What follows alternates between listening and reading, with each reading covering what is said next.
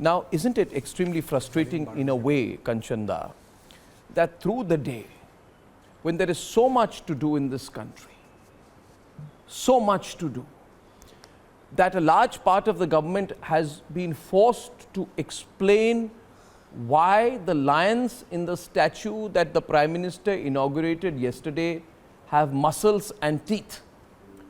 I mean, we have to be completely, issueless in this country to be forced to debate something like this, but we have to. How is it for someone like you, who's working in the government now?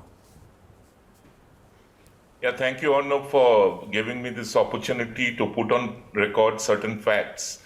I'm glad you mentioned this whole thing about post-truth, disinformation, basically, and how it gathers a life of its own and then becomes a sort of a truth by itself. Let's be very clear. Now, the whole, you mentioned some of the objections of the past. For instance, why was Netaji's statue put up at India Gate? Yeah. Why did we drop Abide With Me from the beating retreat? The entire problem essentially is, who are the people who are objecting? These are people who are still colonized, and their main objection is with the decolonization that is happening under Prime Minister Modi, including the new Central Vista, the new Parliament House, and finally the topic of this evening's discussion, the national emblem. Now, I will just take a couple of minutes over here.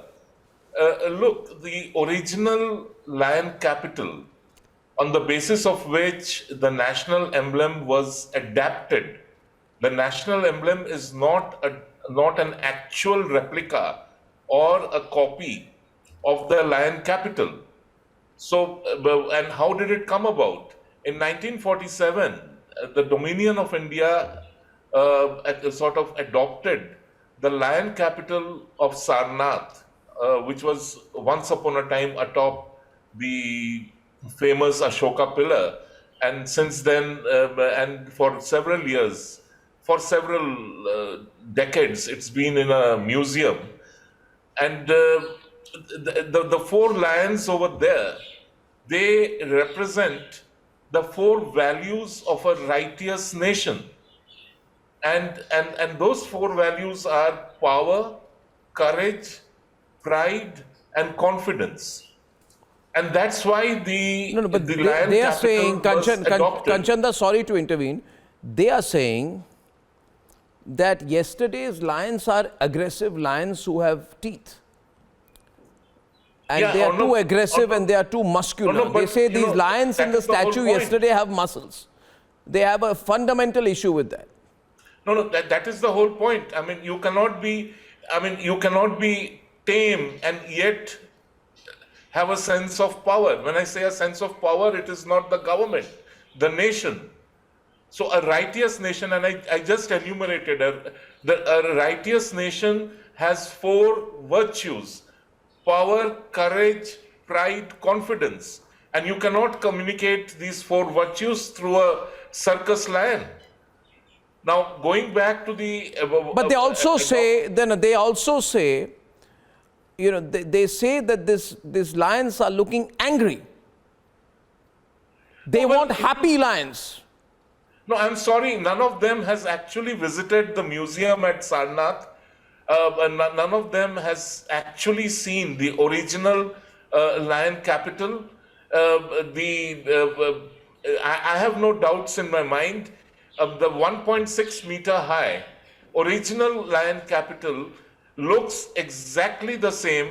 It has lions with their mouths open, and you can see the fangs. Now, when you take a 1.6 meter tall sculpture, stone sculpture, and cast it in bronze to make it 6.5 meters tall, the entire proportion changes. Yeah, but so, So the fangs, which look small Yeah. in the original 1.6 meter tall capital, Amazing. they will definitely look big over here. Yeah. Eyes, if they look like marbles in the original, they will look like a cricket ball over here. No, Now, you what see, are we the- arguing? you see, Are we a zombie nation? No, I mean the point. I don't know. I don't know what's happening. You know, Kanchan Gupta. See, I am not on Twitter, but I believe many people on Twitter have a 9 a.m. itch. If by 9 o'clock they have not tweeted something, they feel that they are not worth anything. So I think somebody at a 9 a.m. twitch put this out and then post-truth world things went on. Kanchan, if you can please stay. I'm asking Waris Pathan as I open into this fascinating debate. I have a solution. Arnab, I am not going to debate because this is, I will just leave all the people on this panel with one fact of history. Just allow me 30 seconds, please. Yes. Before going, you must answer one question.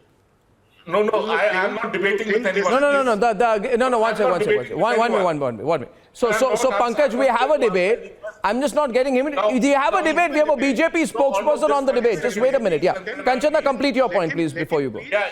So just 30 seconds, please. Now, when the Constituent Assembly had finalized the Constitution of India, the first copy of the Constitution was hand-scripted and it was hand-illustrated. Yeah. And it was to be signed by all the members of the Constituent Assembly. The task of producing that handcrafted copy of the Constitution was given to Nandalal Bose, the famous artist and teacher at Shantiniketan, Vishwa Bharati. And he farmed out the work. The choice was, or the decision of the Constituent Assembly was that the opening page of the Constitution should have a representation of the national emblem, that is the lion capital. And that task went to Dinanath Bhargava. Now, Dinanath Bhargava, he did not draw an exact image of the lion capital. He adapted it. So there was a three-dimensional sculpture, and he reduced it to a two-dimensional imagery. Well, and that is the original. That is the original national emblem. And subsequently, whenever the national emblem has been used, it has further adapted. Sure.